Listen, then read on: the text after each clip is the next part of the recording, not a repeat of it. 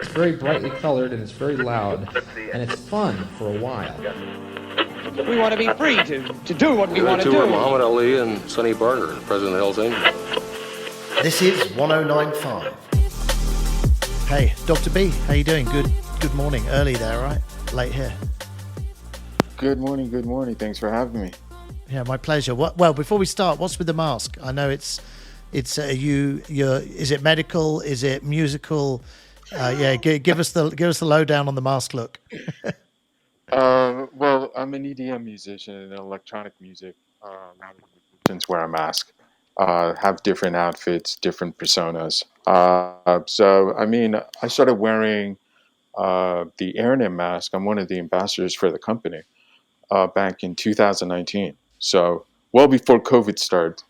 But this is part of my look, and so don't think it's about social distancing or COVID or anything like that. It has actually nothing to do with that, which was kind of weird because during COVID, all the masks sold out, obviously, and everybody wanted a mask.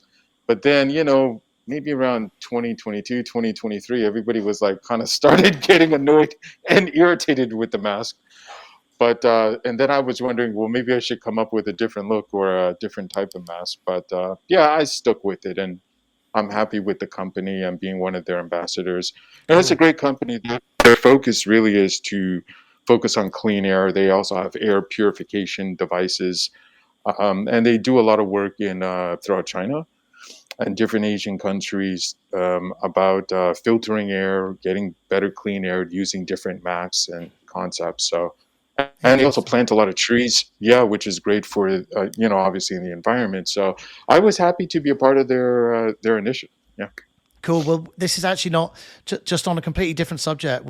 I won't get into this now, but that's what I do professionally. I'm in the whole space of reducing burning and pollution. And so, yeah, quite interesting. And I run another podcast with that. So maybe we can have another discussion that's unrelated to music. And sure. But, I mean, for the sake of the day today, and I definitely want to talk about your audio movie stuff in a minute. But before I do that, maybe just give us a bit of background on yourself. You had an interesting career looking at your profile. You've worked with some super cool musicians. And so just give us the kind of pitch of Dr. B and the stuff you do. Well, I started out as a turntablist years ago. This was back in the late 90s. And one thing led to another. I actually ended up meeting Mr. Sinister from the Executioners, which is a legendary scratch DJ group. And he introduced me to a lot of really great, talented people in New York City. And that's really where things kind of took off for me. I ended up moving to New York. I stayed there for, I think, about 4 years. But in the beginning, I had the opportunity to meet some great people like Jam Master Jay. This was actually from Run DMC. This is right before he passed away, actually. He was interested in one of the artists I was managing. And he actually at the time wanted to work with a female hip-hop artist. And that's who I was managing at the time. Her name was 24K, who's my wife now. And we got 2 kids together. But unfortunately, we didn't get to work with Jay because I think maybe 2-3 weeks after I met him, he passed away tragically. So that never really worked out. But just meeting him was an unbelievable opportunity because, I mean, he was, somebody I definitely looked up to growing up, and to actually meet him in real life was just unbelievable. And I had another great experiences meeting some legendary hip hop artists like Black Moon. Who else? I got to work with them a lot. Swizz Beatz. He was a real gentleman. I loved working with him. He was really, really cool. And I had the opportunity to work with him at Sony Studios in New York City. And I remember at the time he was starting his label Full Surface. And he had just signed this kid named Cassidy. And if you were in New York, especially at that time, everybody knows who he is, and Hot 97, and they were playing that song on the radio.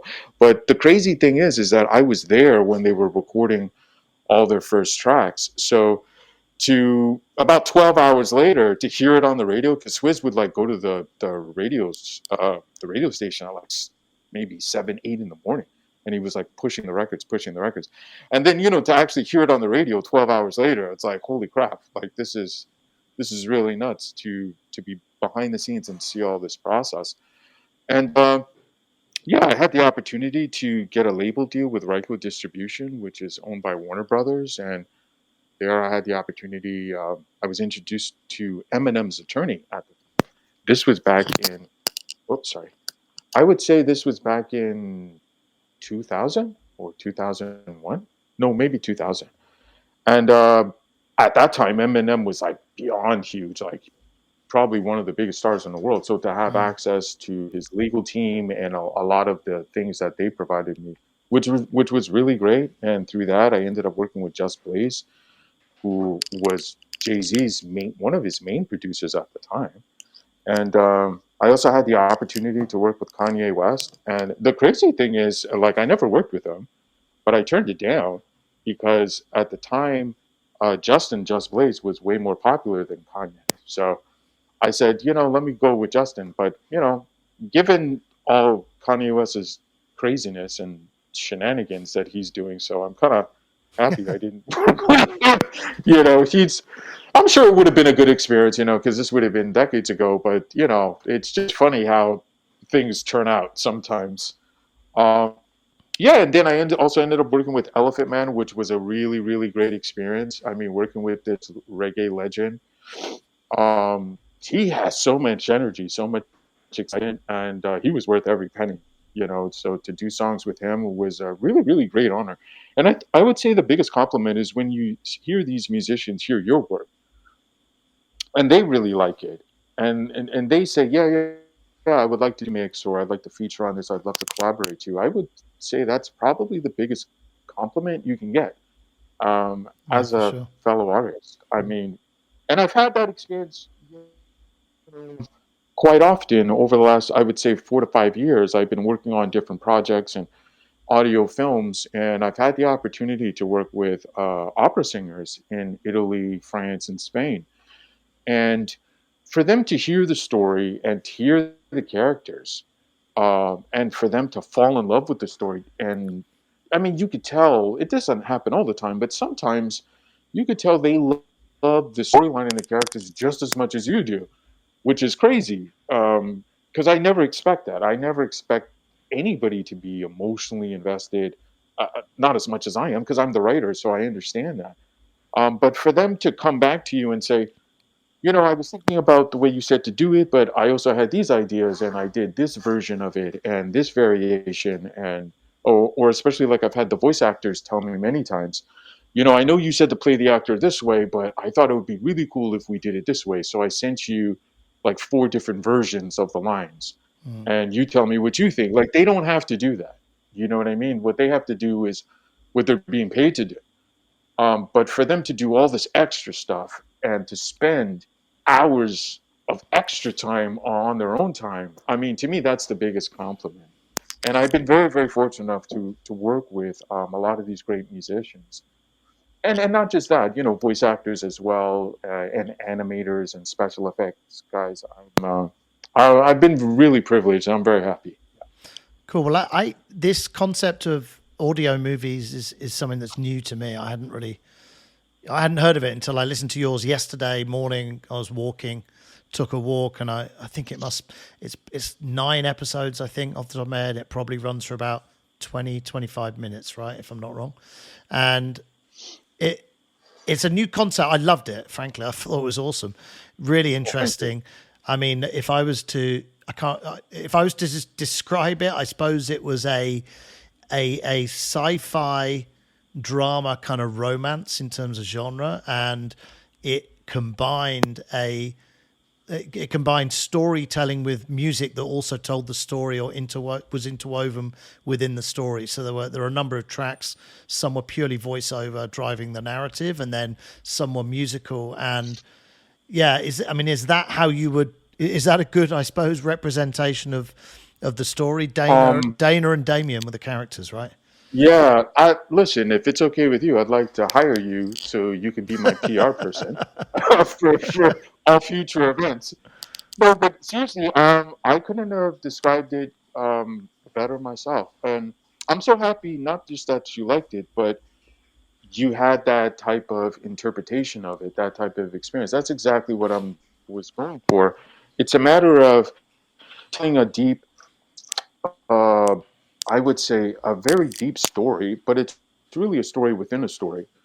And it's about these two characters that find each other. That it's about love, it's about their relationship, but it takes place within this universe of violence, of manipulation, of control, of a lot of action, explosions, those type of events, and it's really all centered around time travel, the time tech, and how the Scottish mafia is controlling this, and everybody wants a piece of this technology, but she won't give it up. And it's really not about power and money. It's really about this character, because this character is a woman. Yeah. And I wanted this character to be female on purpose, because if a man has access to certain technology, this type of technology or funds, it's pretty obvious what a man would do, right? A man's just going to go for it, doesn't care, murder, murder, murder. It's kind of obvious. But a woman, this is a woman who has two children. This is a woman who also is married, who has a family, but their family is pure crime. Now, don't get it twisted. She's out of her mind. But at the same time, she knows that if this technology is being used in the wrong way, her kids could get wiped out of existence. Others' children could get wiped out of existence. The whole world can. So, from a mother's perspective, she wouldn't impose that on any mom, on anybody, to see their child just disappear. So for her, it's not just about money. It's about, I need to control this because I'm really the only one who's going to do the right thing. Everybody else is just going to be crazy with it, right? So that's kind of like the tone of the whole universe. But within that, I was playing on the idea of how do you really find love, or a sense of peace, or that special person in a world like this where it's just so crazy and there's just so much death and there's just so much going on. And that's where you get these two characters of Dinah and Damien, right?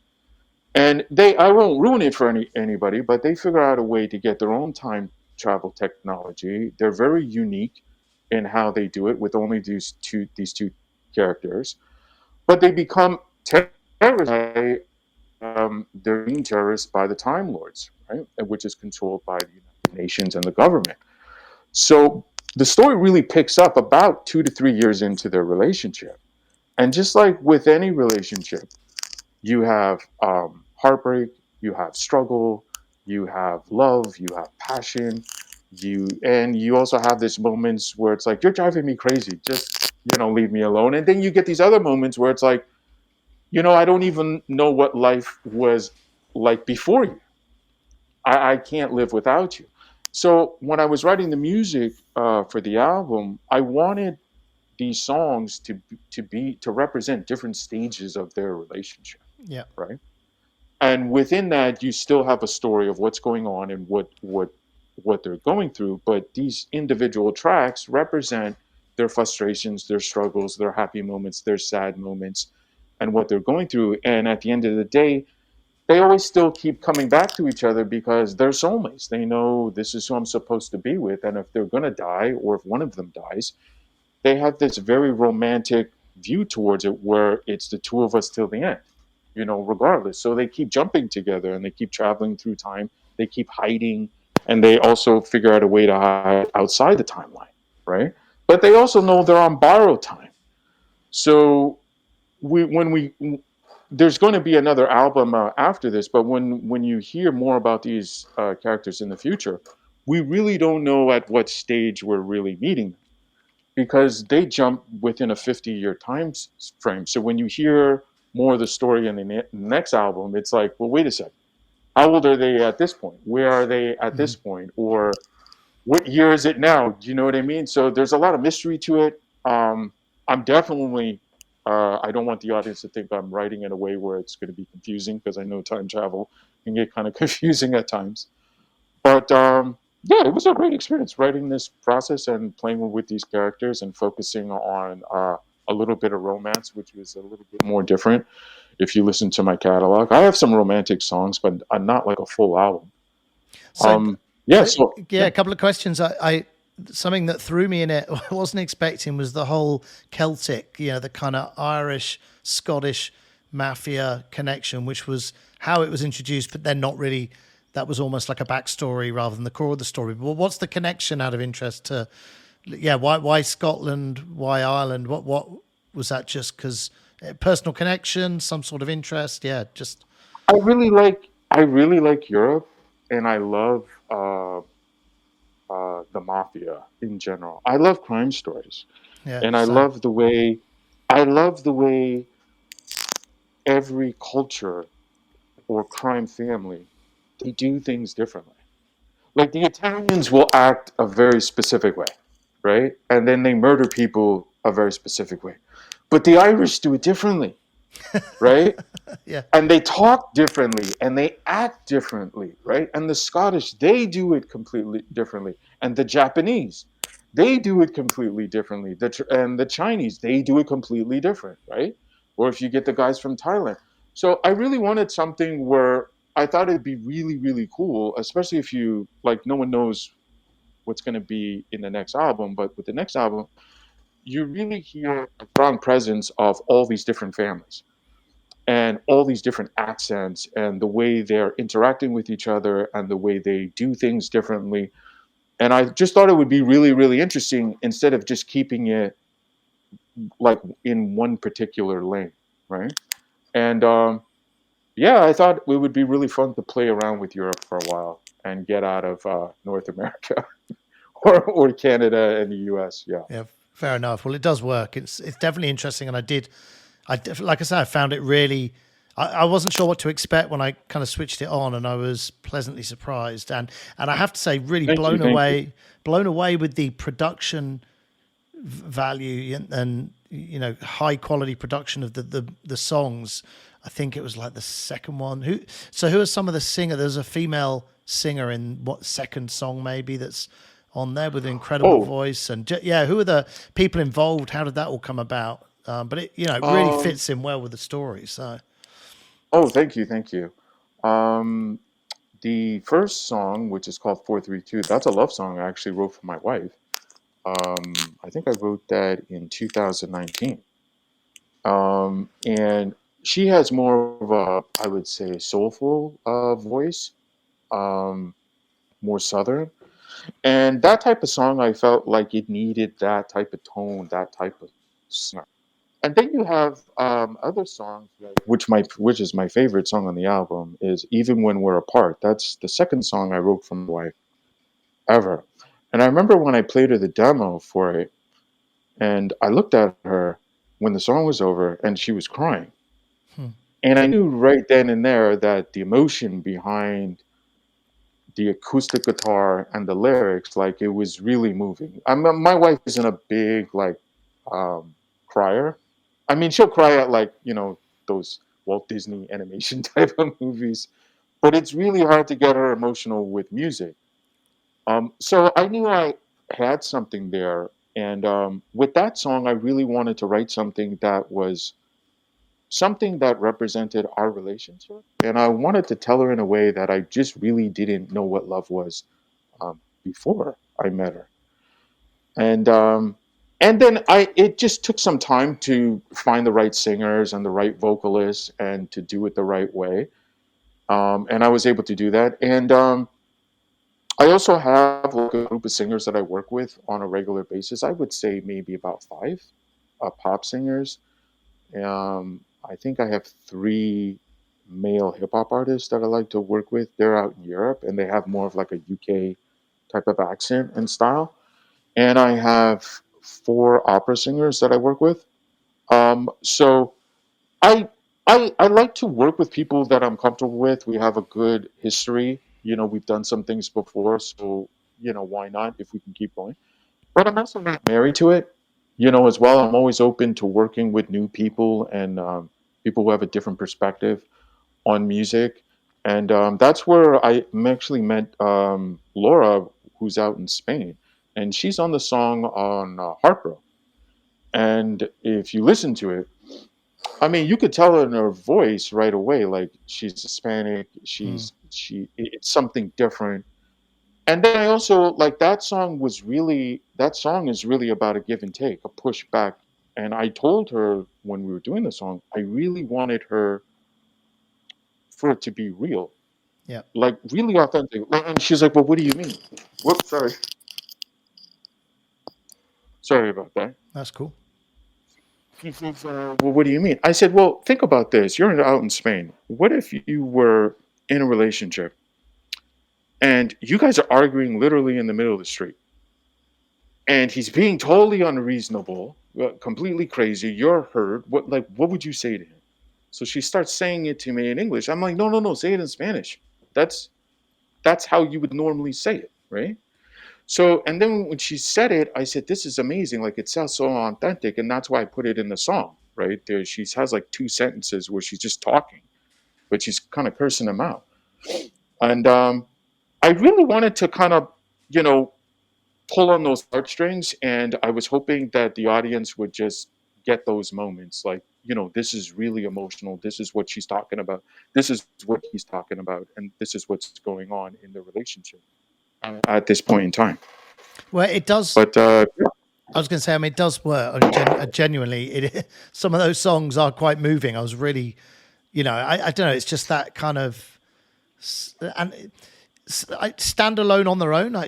They'd probably be very good songs, but definitely they feel like they're part of this kind of sequence. It works within that sequence. It's probably, there's, thank you. It's the acoustics and the voices rather than having a lot of percussion in the background or anything. So it really does. Yeah. I can relate to, not that I was crying on my morning walk, but I can relate to your wife's reaction. It does. There's definitely, it does evoke emotion for sure. So. Oh, thank you so much. To me, that's the biggest compliment. Like if you're moved by it, and if you feel something, and you're listening to these interludes and these characters, and you're like, you know what, I get it. I get what's going on. Like, okay, now we're at this stage. I mean, to me, I did my job. It's about providing the audience with not just music, with an experience. And I'm pretty sure because you were moved, even if it was just a little bit, but because you were really focused and really paying attention, I'm pretty sure you're going to remember this. You're going to remember this album, right? This wasn't just like another pop song that you heard on the radio or a playlist and you just kept it moving. But it's because of, and I really appreciate this because you didn't have to really listen to it. But the fact that you took the time to really focus on these characters and, go to a different place temporarily, right? And really spend some time with this story and kind of visualize in your own mind, well, I wonder what they look like, right? And maybe she looks like this, he looks like that. And then the music's going, and then you hear like it's another interlude, and then now they're in the alley, and then you hear the like they're jumping and the sound effects and the movie, and you're like, oh, cool. Maybe this is what it like looks like, right? They're disappearing and then they reappear here, and then they're, so that's what it's all about. It's about this different experience that you're going to have with music. And it's just, I just think with all the hundreds of thousands of songs that are being uploaded every day, sometimes the regular everyday pop song is good, but maybe it just gets to be the same so much. So I thought, this is my way of presenting my art in a different way, where I can give the audience just a different, unique experience. And hopefully it's just a little bit long lasting, and a little bit more impactful. What is your creative process or structural process when you create an audio movie? So, for like with a screenplay, you'll develop an outline before you write the full screenplay. With a book, you might do some sort of outline. Do you kind of write a full outline and then you decide what's going to be music, what's going to be voiceover narrative, or what is there a structural process that you've developed for doing this? It's a little bit of organized chaos. Well, it's different for me because I do 99% of everything, right? The only thing that I don't do is like you won't hear me singing on records. Yeah. But I'm doing everything else. So I'm writing the music, I'm producing the music, I'm writing the story. I'm working with the voice actors. I write all the lines. I pride myself in doing all the special effects and sound effects. To me, that's the best part. But how do I do it? I would say I really start with walking on the treadmill. To be honest with you, Okay. a lot of times, like I'll just turn the lights out or turn them really low. And I have a TV there to watch, but a lot of times I choose to turn it off because the television kind of distracts you from thinking or maybe being creative. So a lot of times I'll just walk for 2 hours and just think, have a cup of coffee or maybe some water, and just walk slow and think and think. And I get a lot of ideas. And then it's usually during that process where I kind of in my mind I start organizing it. And I say, okay, if this is the story, then if I was maybe watching this movie, what would I really, really, really want to see? Right? So if you think of this big story, for example, I'm working on this story. It's about 95% done. It's called Dune New Earth.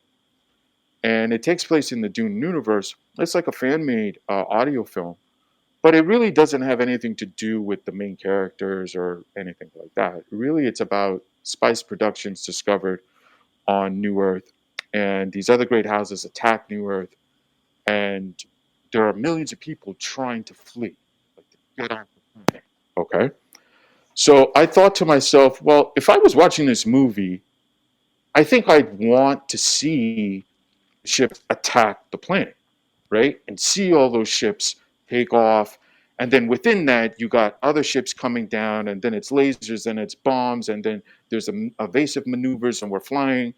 And you're taking the audience on this really adrenaline ride. Like, are they going to get out? Are they going to make it? Do people die? And then you see other ships exploding. Then you see more pods dropping from the mothership, and it's all this stuff going, right? So I'm thinking, yeah, I would actually like to see that.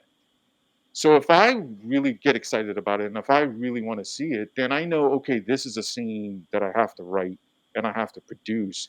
And I want people to visualize it in their mind. So that's what I did. So the story that I for my new album is actually pretty cool because it starts maybe with 20 seconds of like an interlude just to really set the tone, and then it immediately starts.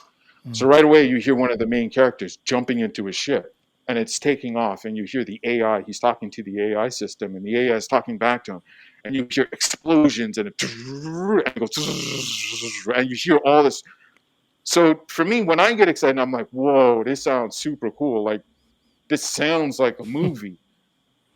If I'm going to get excited about it, and if it sounds amazing to me, I know the audience will. You know, my wife told me a long time ago, she said this to me maybe about 4 years ago.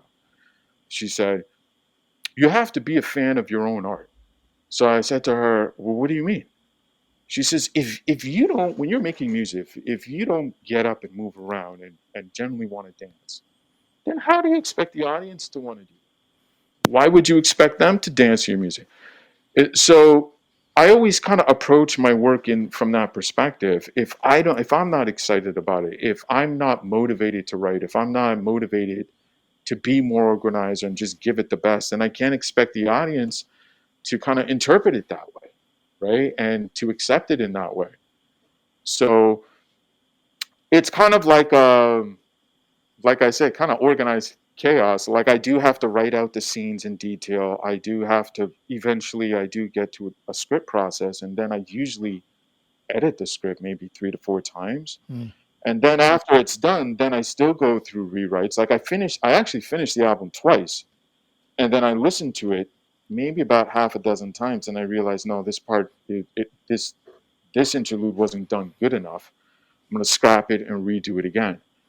But I find making the music for these type of albums actually pretty easy.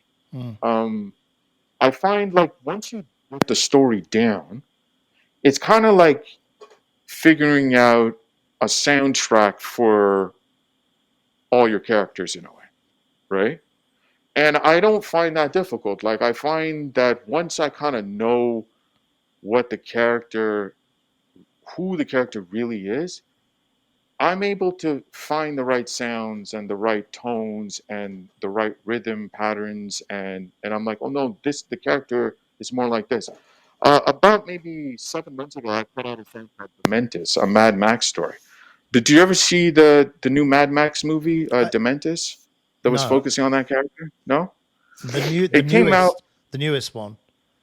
yeah, with Chris Hemsworth. Oh yeah, no, I have seen it. Yeah. Yeah? I love that movie. When I was watching it, I was so inspired by the character Dementis, the way he carried himself. I was mesmerized. The whole time I was watching it, my eyes were just locked onto this character, right? And I love Chris Hemsworth, like his acting. He was so dramatic with this character and the way he was murdering people. So I made a fan-made song and I called it Dementis. But what does that really sound like, right? So I knew right away, you have to use those type of drums, or use those type of tambourines of the, what do you call those guys in the movie? The guys that, the soldiers that were all in white and they had the black, I forget their face. Yeah, I know what you mean. You know who I'm talking about, right? But they're always using those tambourines going, so I did the exact same thing, right? And I played it myself. I found the right sounds, but I used my MPC and I did the finger drumming. So I just went, so I just went over it and layered it. And I came up with this really cool concept. But yeah, I just think that's just all you could do is kind of like do the best you can and figure out what it means to you with these characters and sounds and stories, and hope the audience, it resonates with the audience. Cool. Well, it works. It's interesting. It's something new for me. That's for sure. Where can people find it? Where I will obviously leave a link in the speaker notes for the podcast. But if people want to find out, all of your listings, want to come and listen to your audiobooks, what's the easiest way for them to search? Spotify, I assume, yeah? Yeah, you can check it out on Spotify. My name's Dr. B. I would suggest you put Dr. B Echoes Through Time. Like you said, you'll put up some links too, but you can also find me on Instagram, Twitter, Threads. Same handle, I am DRB, the number 6. And you could find a lot of some of my artwork, some of my storyboards. I just type here. These are some of the characters from some of the audio films that I did. And you can also check out my other audio film, The Asylum, which talked about the story about the old gods and what happens to human beings after you die. So this is actually the serpent god as a kid. He's in one of the stories. And there'll be an Asylum and Dragonfire art book that's coming out later this year. So you'll see a lot of really cool designs, different concept art, and a little bit of crazy of what's in my mind. So I decided to put it on paper. Cool. Well, I'll definitely listen to your other audio movies. I've got to ask you a totally random question. What did you pay for those headphones that you're wearing? What did I pay for these? Oh, not much. I know they were like maybe $40. I just thought it's funny how throughout this I've been complimenting you on the production quality of your movies, but the headphones are definitely not up with the same level of production. So hopefully, no, these aren't my headphones. I know. I'm just hoping hopefully I can clean it up for the audience. But yeah, it's definitely a bit clicky. But I probably should have up front seen if we can change it. But hopefully it hasn't been too off-putting for the audience because it's just kind of in and out a little bit. But yeah, maybe we'll. Sorry. No sorry needed. But maybe we'll do another one at some point with a bit better quality, a bit better sound quality. Because I'm sitting here complimenting the quality production of your audio movie, which is amazing. But we should try and get the podcast to the same level of quality. Okay, that's good. Cool. Look, it's been awesome to chat. We should do this again. I will leave the links for anyone listening or watching. I'll leave the links to your latest audio movie and anything else you want me to link to. And yeah, have a great day. It's end of my day here, beginning of yours there, right? Yeah, I'm just getting started. Thank you so much. It was great being here. Thank you. Cool. Awesome, Dr. B. Cheers, mate. To Muhammad Ali and Sonny Barker, the president of Hell's Angels.